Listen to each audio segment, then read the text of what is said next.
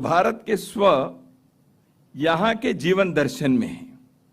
दुनिया को, विश्व को कैसे देखते हैं, इसको अंग्रेजी में वर्ल्ड व्यू जो कहते हैं। भारत की विश्व दृष्टि क्या है, भारत मनुष्य के बारे में, प्रकृति के बारे में कैसे सोचा है, भारत ने अन्यान्य मतपंथ संप्रदायों के बारे में किस प्रकार से विचार किया, मनुष्य के जीवन के लक्ष्य क्या है, उद्देश्य क्या है, इसके बारे में भारत के मिट्टी से कौन से विचार और संदेश दुनिया के मानवता के लिए उभर कर आया, यह भारत के स्व है। तो इसलिए यहां के व्यक्ति जीवन के लिए, भौतिक जीवन के उच्चराय स्थिति, उन्नति होनी चाहिए, क्यों नहीं होनी चाहिए। इसलिए 64 प्रकार के कलाओं के यहां विकास हुआ।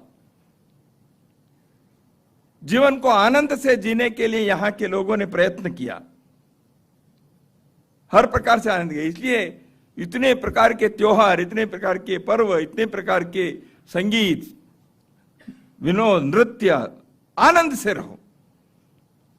जीवन के इस प्रकार से अनुभव करना चाहिए। तो इसलिए हर प्रकार के आनंद, इसलिए वीर भोग्या वसुंधरा, भागने वाले कुरुक्षेत्र से, रण से अर्जुन को भगवान कृष्ण कहते क्यों भाग रहे हो, तुमको रहना पड़ेगा, लड़ना पड़ेगा, यह तुम्हारे जीवन की नियति है। इसलिए जीवन के प्रश्नों से डरकर लड़ना, यह भारत ने कभी नहीं कहा। जयम देहि, हमें वेद के मंत्रों में यह कहा, हमें क्या चाहिए, हमें शक्ति दो, हमें ज्ञान दो, हमें जय दो। हमने इस भगवान से क्या मांगा है, अपने लोगों ने, पूर्वजों ने, हमने पुरुषार्थ मांगा है। हमने भगवान से पुरुषार्थ मांगा ताकि हम इस जीवन के जीने के काबिल हो। भगवान कृष्ण कहते हैं गीता में, आप सब लोग जानते ही हैं, धर्मा विरुद्धो कामोस्मि भूतेषु भरतर्षभ। धर्म के विरुद्ध नहीं है वह काम, मैं हूं। इसलिए अर्थ और काम, यह पुरुषार्थ के नाते सोचा है भारत के लोगों ने। लेकिन यहां तक जीवन के चित्र को समाप्त नहीं किया। जीवन के चित्र को पूरा करने के लिए भारत के लोगों ने सोचा यह जीवन का एक पक्ष है, महत्वपूर्ण पक्ष है।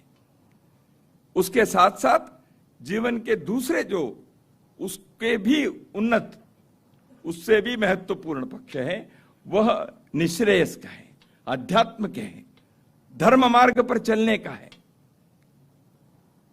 इन दोनों में संतुलन रखते हुए जीवन के चलना चाहिए। वो व्यक्ति के, कुटुंब के, व्यावसायिक, सामाजिक, राष्ट्रीय जीवन के हर आयाम में भौतिकता के उन्नति और पारमार्थिकता के बारे में चाह, उस तरफ जाने की तैयारी, ये दोनों के संतुलन चाहिए। यही हमने विश्व को यह संदेश दिया। इसलिए हमारे यहां सब प्रकार के जीवन के उपभोग करने के हर क्षेत्र में अपने लोगों ने कई मंजिलें हासिल की हैं। वो संगीत है, नृत्य है, शिल्प है, वर्ण है, सब प्रकार के जीवन का उपभोग करो। लेकिन समझो ये सब चीजें क्षणभंगुर है, शाश्वत नहीं है। इस सुख को मैं उपभोग करने के बाद भी शाश्वत सुख और कुछ है। इस ज्ञान को, इस आत्म तत्व को समझना चाहिए। इसलिए जीवन की व्यवस्था भी हमने की, आश्रम व्यवस्था की। तो इसलिए भारत के स्व को समझकर युगानुकूल उसमें क्या परिवर्तन करना चाहिए, युगानुकूल उसको कैसे प्रस्तुत करना चाहिए। भारत के मनीषा, भारत के प्रतिभा इसमें कम नहीं है। 1857 से 1947 तक हिंदुस्तान के अंदर जो संघर्ष हुआ स्वतंत्रता के, उस समय के मूर्धन्य विद्वानों को आप सूची देखिए, रामकृष्ण परमहंस से लेकर दुनिया के किसी भी देश के विद्वानों के तुलना में हमारे देश के ऐसे लोग विद्वत्ता में, ज्ञान में कम नहीं थे। आप सूची निकाल कर देखिए, क्या कम थे वो? ऐसे नहीं थे। क्या रामकृष्ण, क्या महर्षि अरविंद, क्या विवेकानंद। मैं सूची पूरा नहीं बताऊंगा क्योंकि आप सब जानते हैं।